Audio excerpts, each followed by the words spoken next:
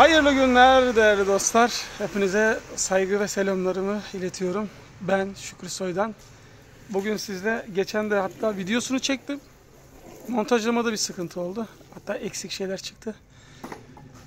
Boru bükeceğiz. Nasıl bir boru? Şimdi arkamda göstereyim arkadaşlar. Şuradaki hobi seralarımızı bizim montajını yaptığımız, üretimini yaptığımız şöyle göstereyim. Şöyle bunların eni 3 metre yükseklik, 2 metre 10 santim, işte kapı var vesaire. 32'lik borudan şöyle göstereyim. 32'lik 2 milim galvanizli boru bükümünü yapacağız. Bütün aşamalarını çekmeye çalışacağım. Sizden ricam siz de kanala abone olmayı, videoları beğenmeyi unutmayın.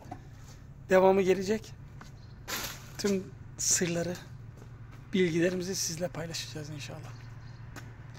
Şimdi şöyle dönüyorum. Kendimi de göstermek zorundayım. Çünkü tek başıma Mustafa hazırlıkları yapıyor. Gördüğünüz arkadaşlar, bu bizim boru bükme makinemiz bu. 0.75 kV'lık bir motoru var. İşte bunlar top dediğimiz kalıplar.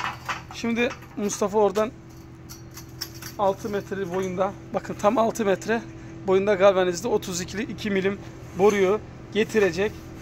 Hatta beraber yapacağız da ben de aynı zamanda çekeceğim. Şimdi Mustafa dönüyor. Şimdi arkadaşlar, kesintisiz anlatmaya çalışıyorum. Yaptığımız işin detaylarını size anlatacağım. Şimdi gördüğünüz gibi arkadaşlar, şu çemberi oluşturmak için biz belli bir mesafeden başlıyoruz. Tamam mı? Ne kadar?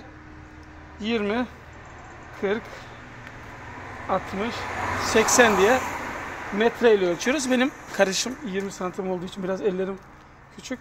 Metreyi Mustafa getirmedim. Metreyle ölçelim. Bükümün sırlarını öğreneceksiniz. Kesinlikle söyleyeceğiz yani. Bunu artık herkes bu işleri kendine... Şimdi herkese ulaşamıyoruz arkadaşlar. Maalesef ulaşamıyoruz. Şehir dışından, çok uzaklardan da talep geliyor. Bir insanlar yapsın yani. Hobi serası. Kimine ekmek çıksın, kimine pasta çıksın yani. Ne var?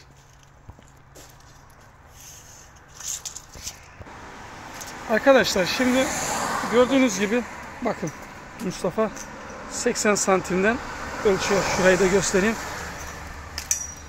80 santimden ölçtü. Şimdi ben video çekmek için kamerayı ters çeviriyorum.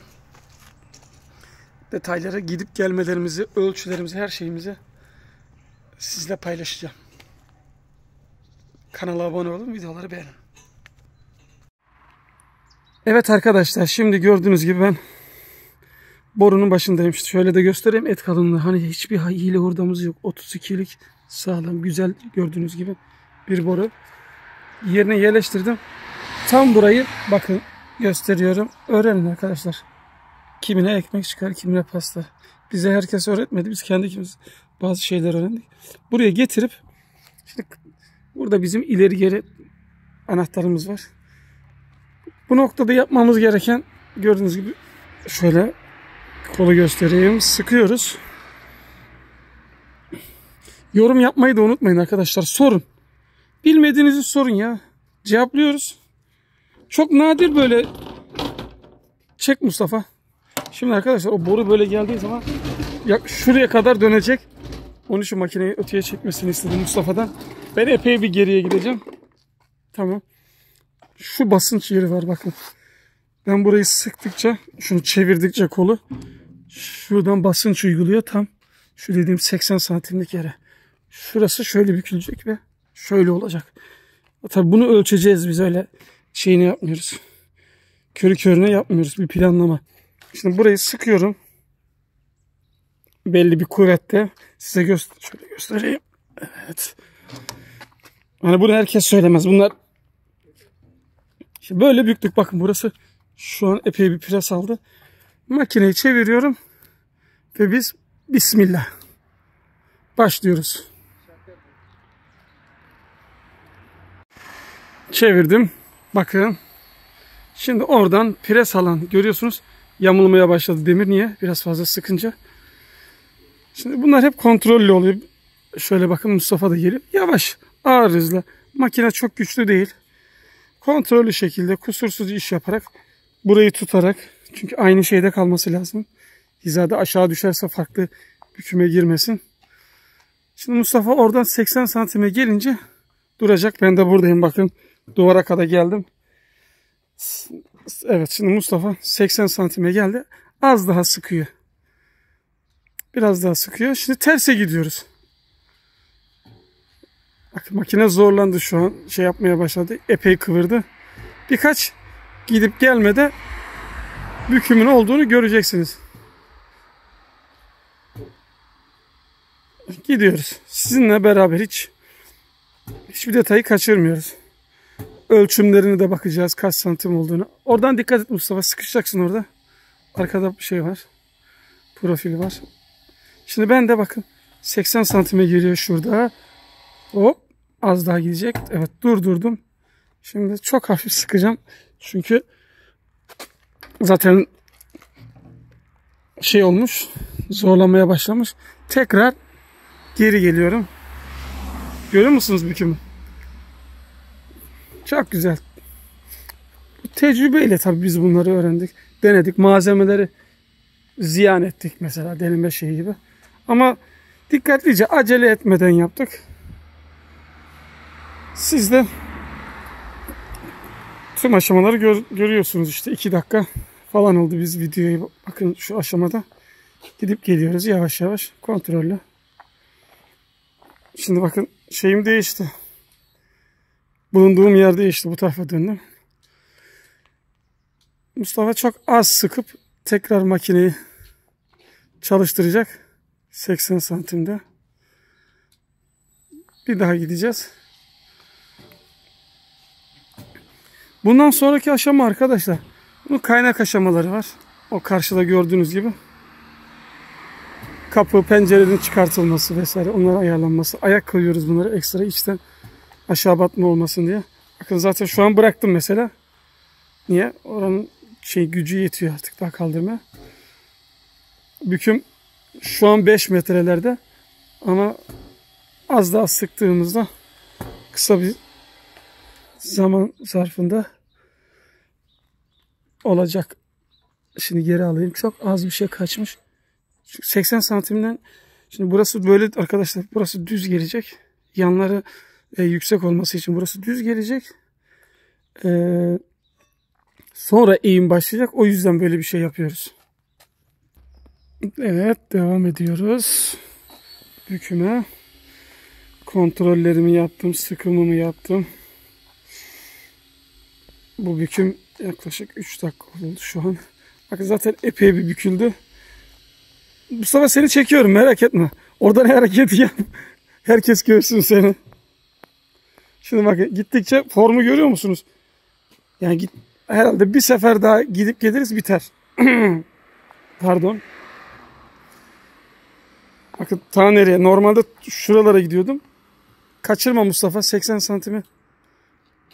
Uyarıyorum orada, çünkü 80'de bazen ezilmeden dolayı çizdiğimiz yer şey yapıyor, gözükmeyebiliyor. Çok sıkmayın son aşamalarda. Yavaş yavaş iş bitecek zaten. Sabırla takip edin. Yani bu işlere gönül veren varsa. Bakın şu an 4 metreye falan geldi değil mi Mustafa? Şimdi ben bu tarafa geldiğimde arkadaşlar, ben bitime geldim mi metreyle ölçeceğiz. Kaç olmuş bir kontrol edip ya hafif sıkacağız ya hafif açacağız. Yerine getireceğiz. Bakın şey burada. Çizgi burada. Şimdi orada durduracağım onu. Hop, durdu. Mustafa, şu an bakmaya gerek yok ama biraz fazla. Tut ucunu. Tut metreyle. Bakın ucundan şuradan dışına bakın. Ne kadar? 3.54 bakın. Biz ne yapacağız? 3 metre elinde. Bir 50 santimi daha kapatacağız. Devam ediyoruz. Siz de seyretmeye devam edin. Metreyi şöyle koyayım. Kendisi geçer. Çok az sıkacağız. Yani böyle az bir dokunuşlar yapacağız ki zaten 50 santim kaldı. Şu an pres fazla. Orta top basıncı yapıyor. Ayarı yapan ortadaki kalıp. Şimdi Mustafa tekrar buraya geldiğinde bir daha kontrol edeceğiz. Kaç santim kapandığını. 3.54'teydi. Bakın bir seferde kaç santim. Çok az bir şey, ben 2-3 santim pres yaptım. Tekrar bir kontrol edip ben şu an tamamen makinenin önüne geldim. Yani şu anda 3.20'lerde falan. Mustafa bana verecek şeyi, metreyi ben de çekeceğim. Siz de göreceksiniz. Evet. Ne dedik? 3.20'ler dedik. Neredeymiş? 3.25'te. Çok az daha sıkacak Mustafa şimdi. Al Mustafa metreyi. Devam edelim. Neredeyse canlı yayın gibi oldu ama. Bir ara canlı yayın da yaparız. Canlı yayında büküp.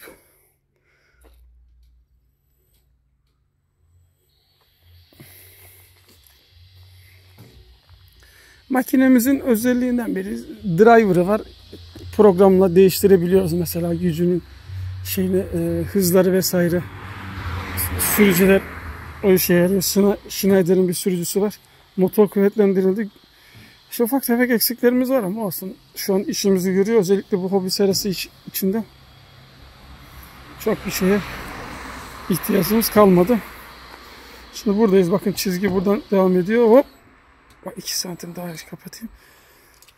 Şu an gelmiş olmamız lazım. Bir daha 3 metreye. Evet. 3.18'e düştük. Demek ki bir sefer daha gideyim. Mustafa. Değil mi? Onu kapatalım. En azından 5 santim fark olsun ki 5 santim şey yapıyor. Şuna çok az gene. Şurası. Bakın. Çekiyorum kendime az bir şey. Ve bismillah, tamam. O basınç 15 santimi kapatacağını umuyoruz. Öyle planladık. Şimdi